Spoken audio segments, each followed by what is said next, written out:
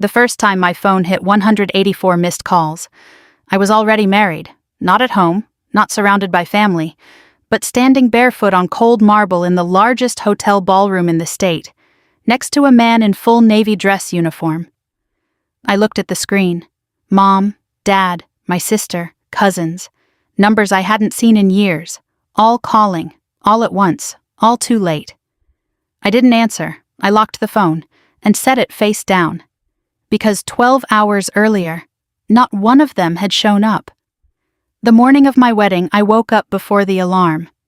The hotel room was quiet. Too quiet for a wedding day. No voices in the hallway, no laughter, no one knocking on the door asking if I was ready. Just the low hum of the air conditioning and the distant sound of elevators moving somewhere far below. I sat up slowly. Checked my phone. No new messages. Not from Mom. Not from Dad. Not from my sister. There was one text from my father sent at 6:12 a.m. I opened it. "Stop being selfish. Your sister needs us today."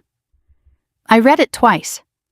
Not because I didn't understand it, but because I needed to make sure I wasn't misunderstanding it. I wasn't. I didn't reply. I just sat there for a moment holding the phone, feeling something settle inside me.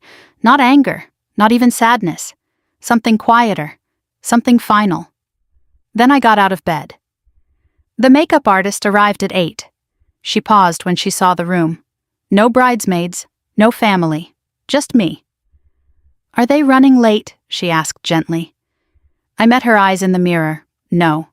She didn't ask anything else. She understood. People like her always do. She worked in silence, soft brushes, careful hands, every movement precise, respectful, like she knew she was stepping into something fragile.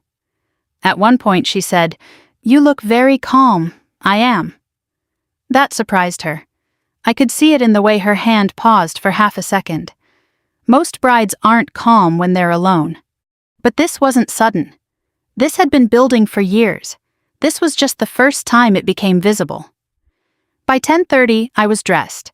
The gown fit perfectly. Simple, elegant, nothing excessive. I stood by the window for a moment, looking out over the city, cars moving, people walking, normal life continuing. It always does, no matter what kind of day you're having. There was a knock at the door. Not family, the wedding coordinator.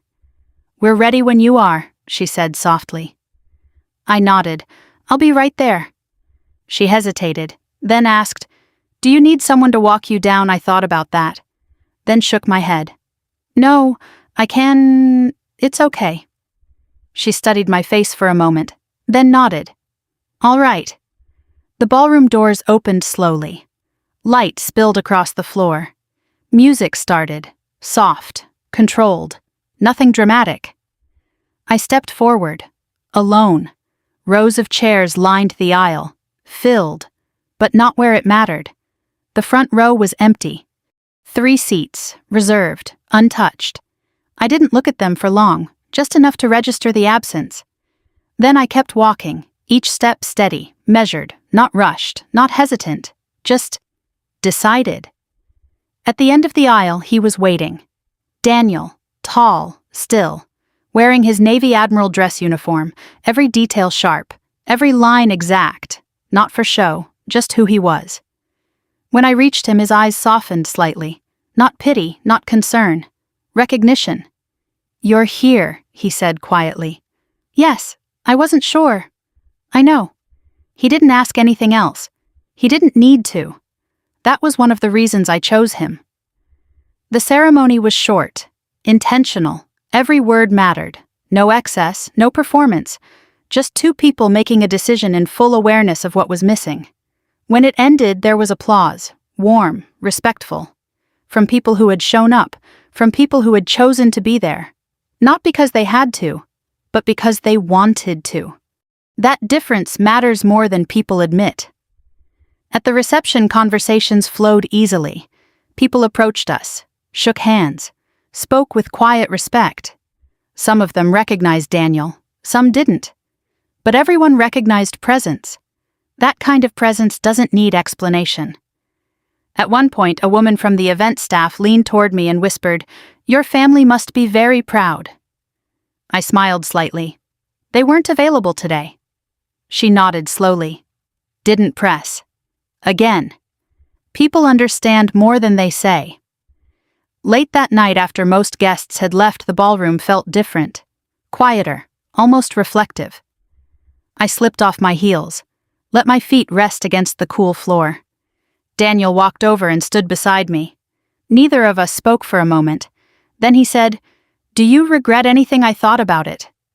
Looked around the room, at the empty chairs, at the space where something should have been, then back at him. No. He nodded once. Good. The next morning I woke up before him. The sunlight was softer, warmer. I sat at the small desk in the room, opened my phone, scrolled through photos from the night before. There was one I stopped at, taken during the ceremony, me in the dress, him in uniform, standing side by side, calm, composed, complete, no empty chairs in the frame, no absence visible. Just what was real. I looked at it for a long time. Then I pressed post. No caption, no explanation, no context, just the image. I set the phone down, walked back to the bed, and lay beside my husband. An hour later, the phone started vibrating. I didn't reach for it.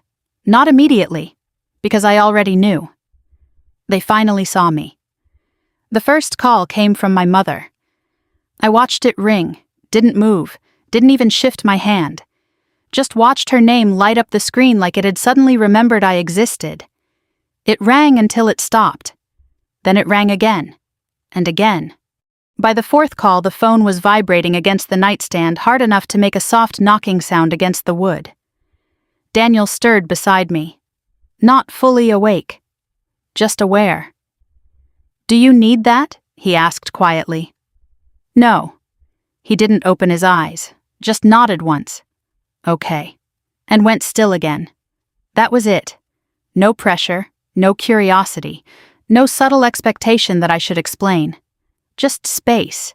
The kind of space I had spent most of my life learning how to give other people. Now finally it was being given back. By the time I picked up the phone, there were already 32 missed calls.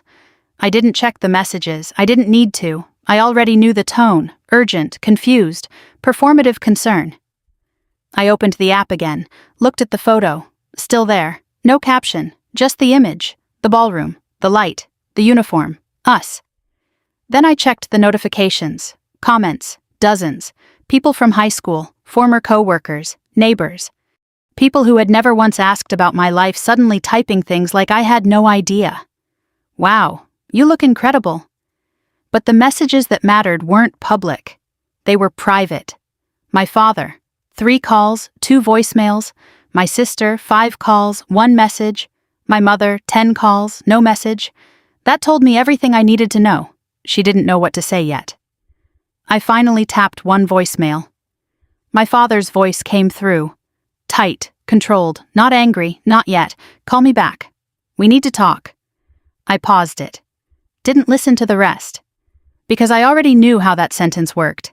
It wasn't a request. It was a correction attempt.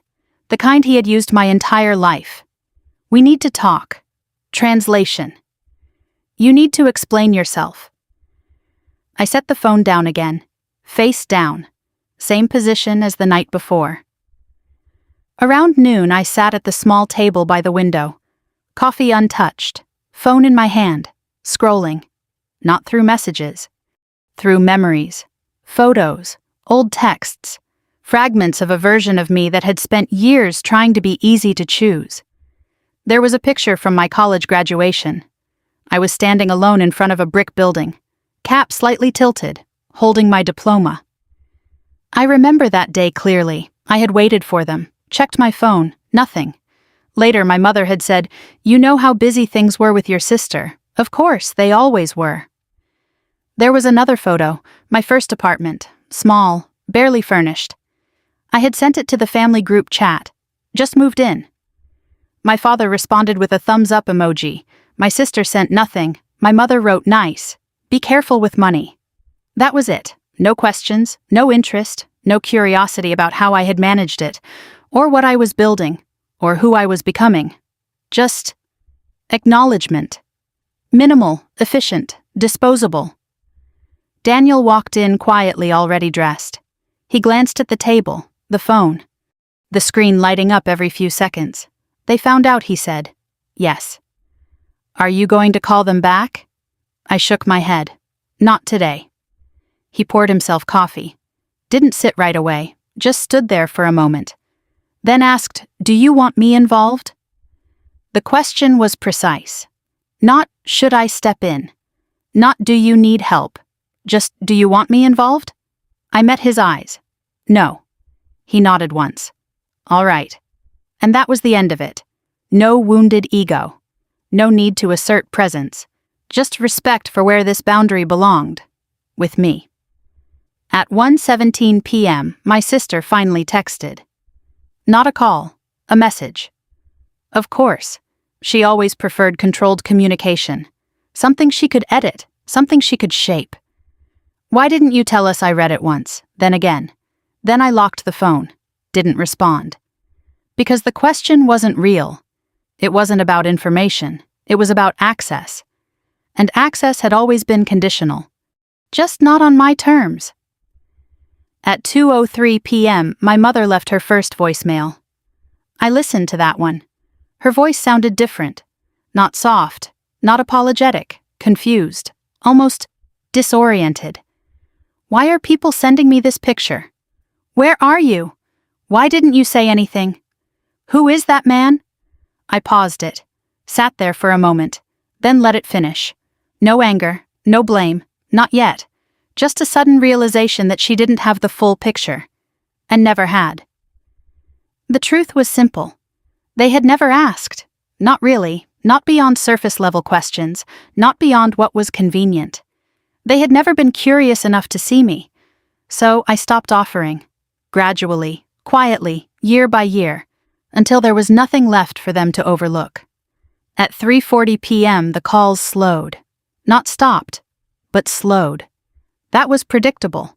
They were regrouping, talking to each other, trying to piece together a narrative that made sense, trying to understand how something like this could happen without their knowledge. But that question had a simple answer. It didn't happen without their knowledge, it happened without their attention.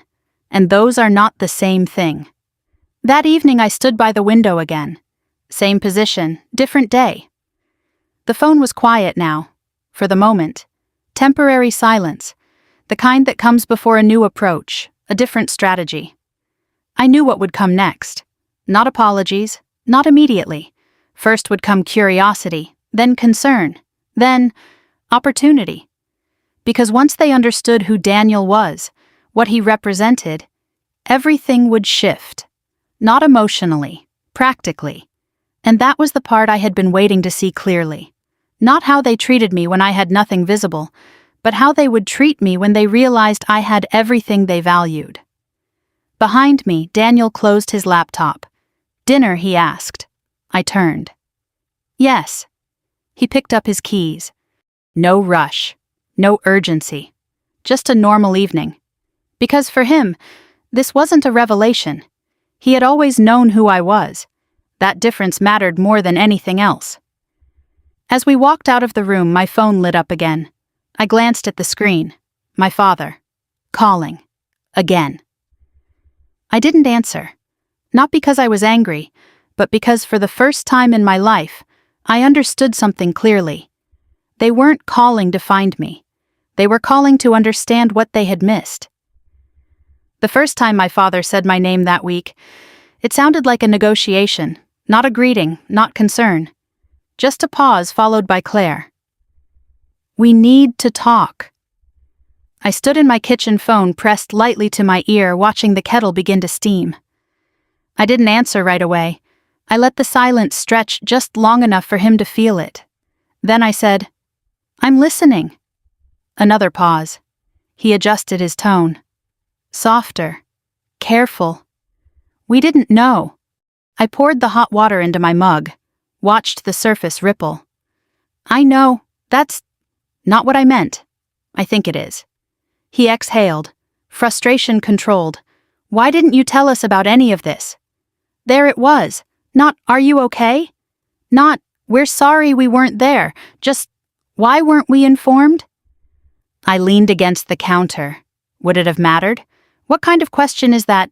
A real one. Silence. He didn't answer. Because he couldn't. Later that afternoon, my mother showed up, unannounced. Of course. She always preferred face-to-face when control felt like it was slipping. I opened the door. She stood there perfectly composed, hair set, makeup done, as if this were a social visit, not the first time she had come to see her daughter after missing her wedding. "Can I come in?" she asked. I stepped aside. She walked in slowly, taking in the apartment, the furniture, the space.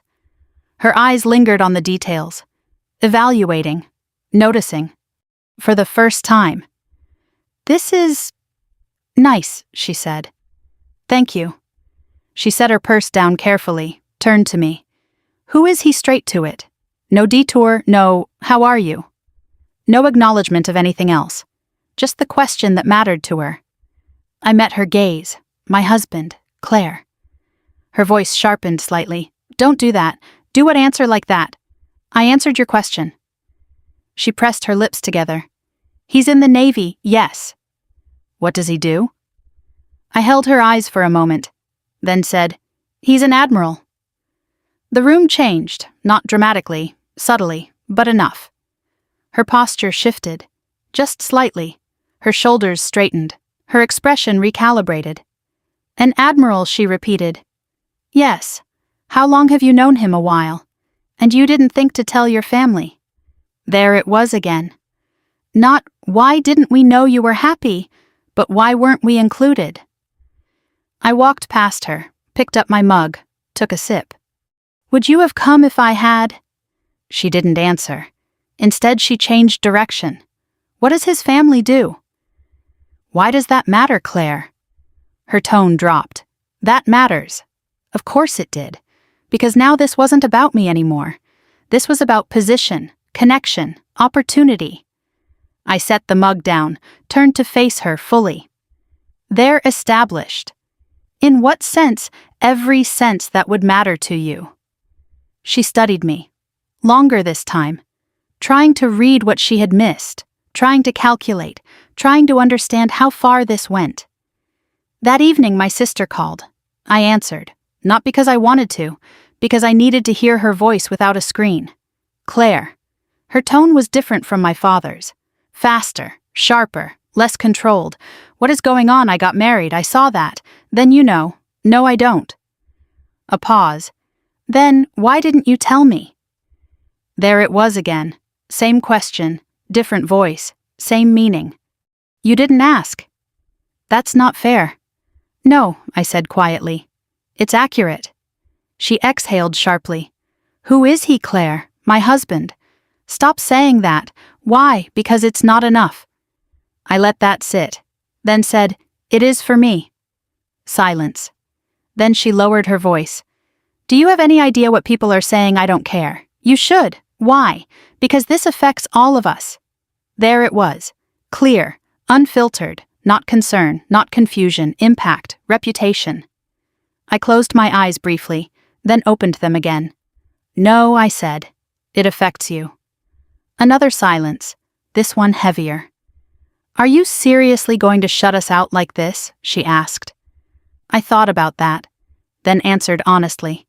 "I'm not shutting you out." "Then what are you doing?" "I'm not letting you in." 2 days later they all came. Together, my parents, my sister, even an uncle I hadn't spoken to in years. They sat in my living room like it was a meeting. Not a visit. Not a reconciliation. A meeting. My father spoke first. "We need to understand the situation." I didn't sit. I stood near the window, arms relaxed at my sides. "What situation?" "Your marriage. It's not a situation. It is for us." Of course it was. Because now it had value. My mother leaned forward slightly. "We just want to make sure you're okay." I looked at her. "You didn't want to make sure of that last week." She looked away. Just for a second. Then back. That was different. Yes, I said. It was. My sister crossed her arms. Why are you acting like this? Like what? Like we don't matter. I held her gaze. You didn't. Silence. No one interrupted. No one corrected me. Because no one could. My father cleared his throat. We think it would be appropriate to meet him. There it was. Finally. The real objective. I nodded slowly. Why? He frowned slightly. What do you mean why? I mean why? He shifted in his seat. As your family, we should know the man you married. I tilted my head slightly. You had that chance. That's not fair. It's accurate. The same word. Again, because it still applied. The room went quiet. Not tense, not explosive. Just exposed. For the first time, no one had control of the narrative. No one could reposition the story. No one could minimize me into something easier to manage. They were seeing something they had never invested in understanding. And now they didn't know how to approach it. After a moment, I said calmly, You didn't miss my wedding. They looked at me, confused. Then I added, You missed what came with it. That was the moment everything settled. Not emotionally, strategically, because they understood. Not what I felt, but what they had lost. They didn't argue after that. That was the part I noticed first. No raised voices, no attempts to correct me, no sudden emotional appeals. Just a quiet shift in posture across the room. My father leaned back slightly. My mother folded her hands. My sister stopped interrupting. They weren't offended. They were recalculating. Claire. My father said finally, his tone measured again. We can move forward from this. Move forward. Not apologize, not acknowledge, just adjust. I nodded once. We already have. He frowned slightly. That's not what I meant. I know. My mother leaned forward, softening her expression. We want to be part of your life. I watched her carefully. Not the words, the timing, the context. Which part I asked. She hesitated. Just for a second. Then said, all of it. I shook my head gently. No. The word landed quietly, but it didn't move. My sister stood up, pacing once across the room, then back. This is ridiculous, she said. You're acting like we did something unforgivable. I didn't respond immediately. I let the silence stretch. Then said, You didn't think it mattered. That's not the same thing. It is when you're the one being left. She stopped pacing, looked at me, really looked this time, not as an extension of the family, not as background, as a separate person. It took her a moment. Then she said, We thought you understood. I nodded. I did. And now I don't accept it. The room shifted again, not louder, sharper, because this wasn't about the past anymore. It was about access, about what they would and wouldn't have moving forward. My father spoke next. We'd like to meet him. There it was again, more direct this time, less disguised. I held his gaze. No. He blinked, not expecting that answer. Claire, no. My voice didn't rise, didn't harden. It stayed exactly where it was. That made it harder to challenge. We're your family, he said. Yes, that means something. It does. Then why are you shutting us out? I'm not shutting you out, I said. I'm limiting what you have access to. He stared at me, trying to find the angle, the argument, the pressure point. There wasn't one. My mother tried a different approach. Gentler, more familiar. We're just worried about you. I looked at her. No, you're not. She flinched slightly, then recovered. Of course we are. You weren't last week. That was consistent, I said. She stopped, because she couldn't deny that without unraveling everything else. My sister exhaled sharply. So what, we're just supposed to accept this? Yes, that's insane. No, I said, it's new. She laughed once, short, disbelieving. You think you're better than us now? That question hung in the air. Not because it was loud, because it was honest. I thought about it. then answered carefully. No. Then what is this? I met her eyes. I stopped trying to be chosen. That landed, not like an argument, like a conclusion, something that had already been decided before this conversation began. My father stood up, slowly, adjusting his jacket. We need time to process this. Of course they did. Processing was what people said when they needed to regain control. I nodded. Take it. He looked at me. Longer this time, trying to see if there was anything left to negotiate. There wasn't. As they moved toward the door, my mother paused, turned back slightly. Will we see you again? I considered that. Then said, maybe. Not yes. Not no, just maybe. Because the answer didn't belong to them anymore. After the door closed, the apartment felt different, not empty, clear, like something unnecessary had been removed. I stood there for a moment, then walked to the window.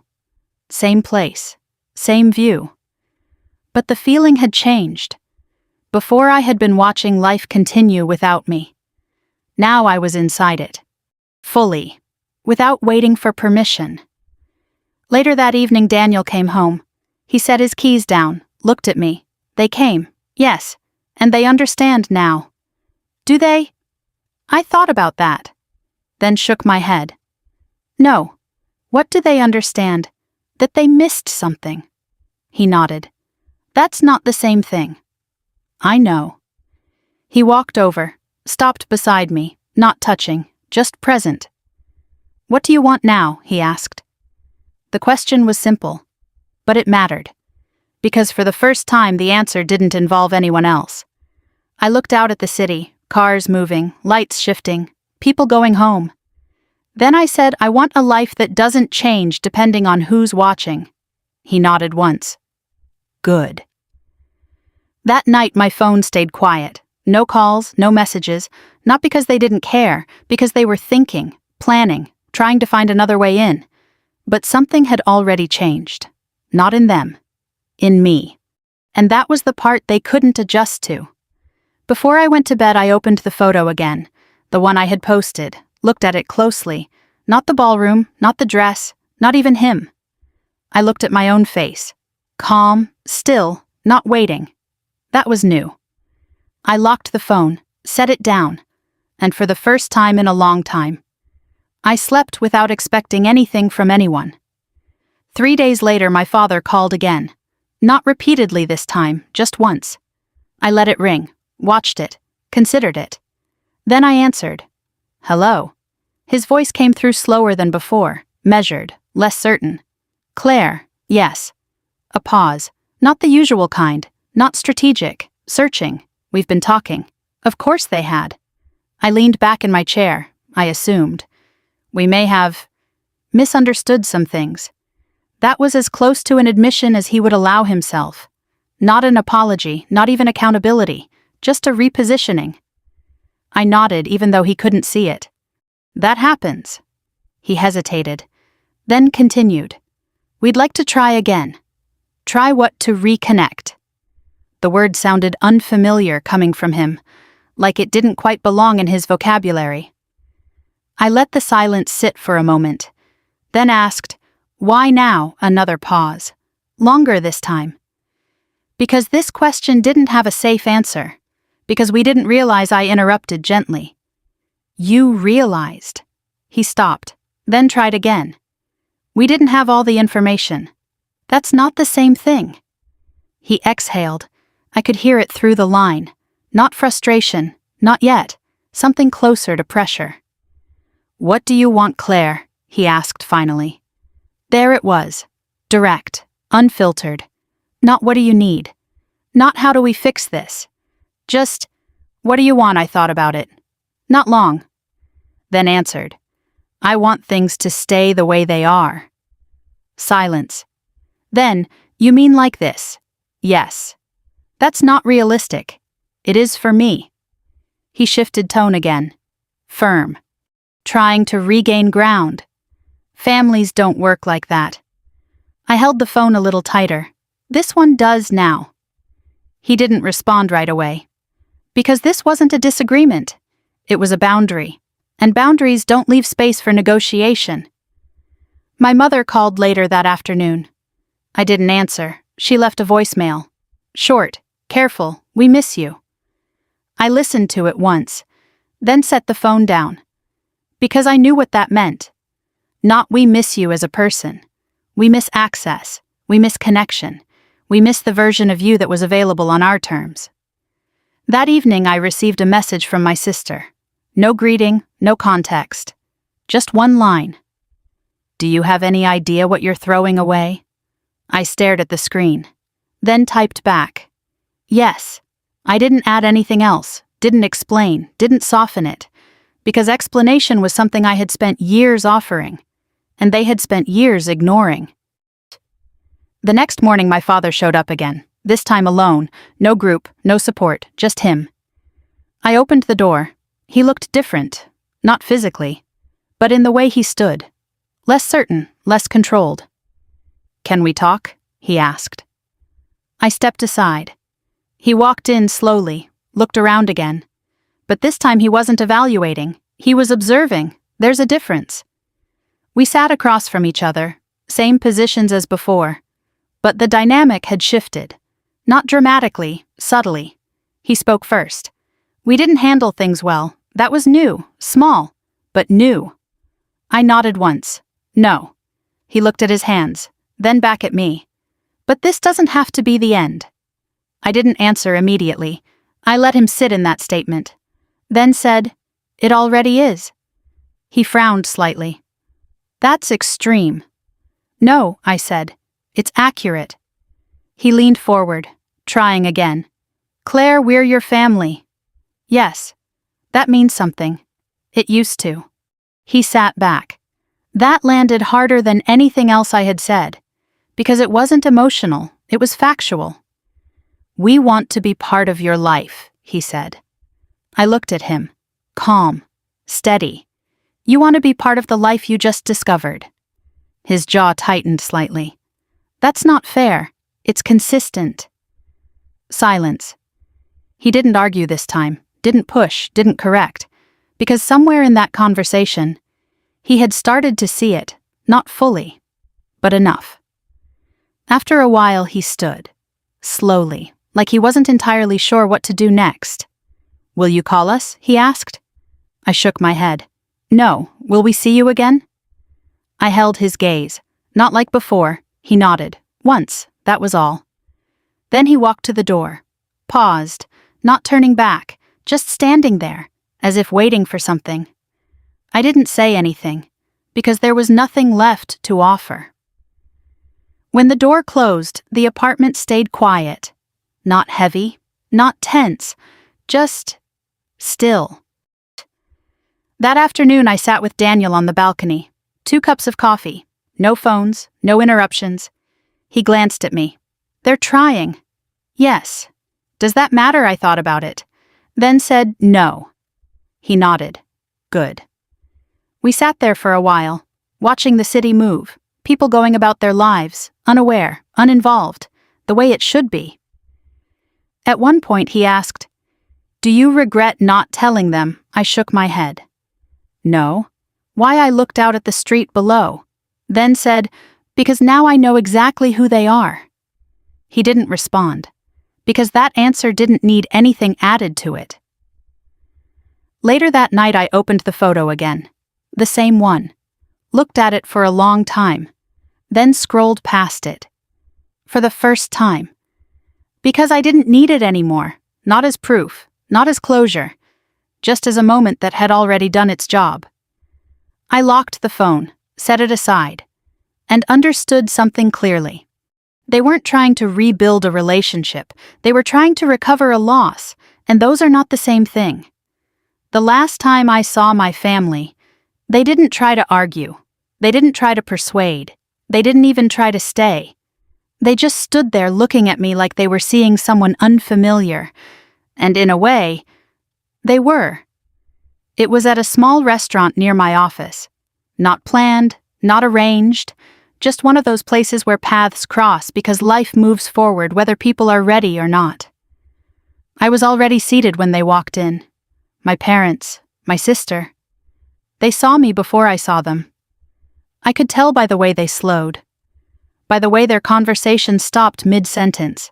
That small hesitation, that recognition, that distance. My mother approached first.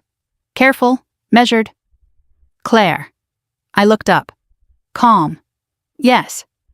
Do you mind if we sit? I glanced at the empty chairs across from me, then nodded. Go ahead. They sat. Not comfortably. Not like family, like people entering a space they weren't sure they belonged in anymore. For a moment, no one spoke. The server came, took orders, left. Normal interactions. Routine. Almost absurdly ordinary given everything that had happened. My father cleared his throat. We didn't expect to see you here. I work nearby. He nodded. Of course I did. There were still parts of my life they had never taken the time to learn. My sister looked at me. Really looked. Longer than she ever had before. You look different, she said. I am. How I thought about that. Then said I don't explain myself anymore. She leaned back slightly. Processing, not arguing, just adjusting. My mother folded her hands on the table. We got your message. I tilted my head slightly. What message? The silence. I nodded once. That wasn't a message. What was it, a boundary? She looked down, then back up. We understand that now. I didn't respond. Because understanding doesn't always change outcomes. My father spoke next. We won't push.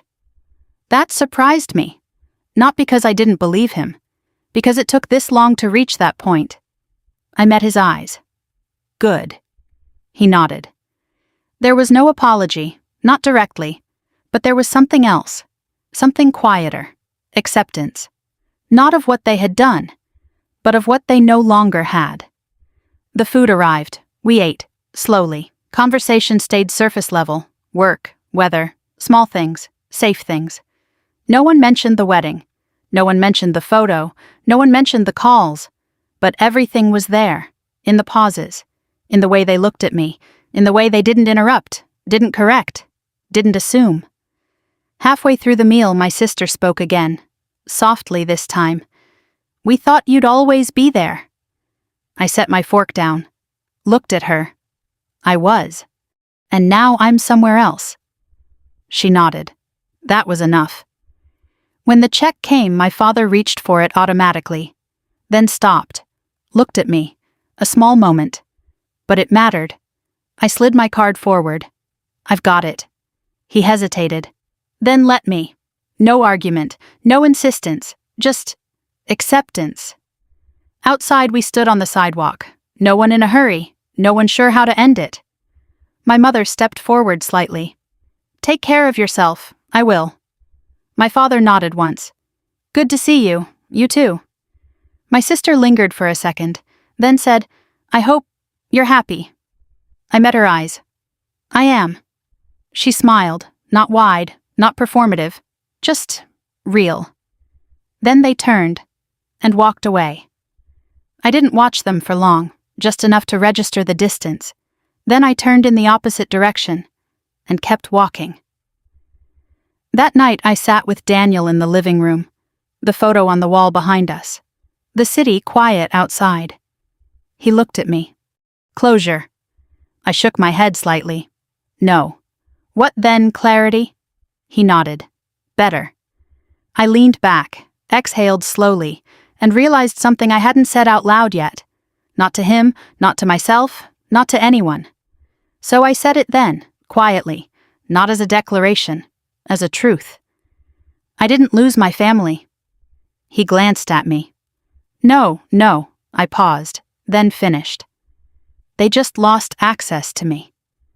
If you've ever waited for people to see your worth, if you've ever stayed quiet hoping consistency would earn you respect, if you've ever been overlooked until you became valuable in ways they understood, then you know this feeling. It's not loud. It's not dramatic. It doesn't come with closure wrapped neatly in apology. It comes quietly. In the moment you realize, You don't need to be chosen anymore. And when that happens, you stop waiting, you stop explaining, you stop negotiating your place in someone else's life. You choose your own.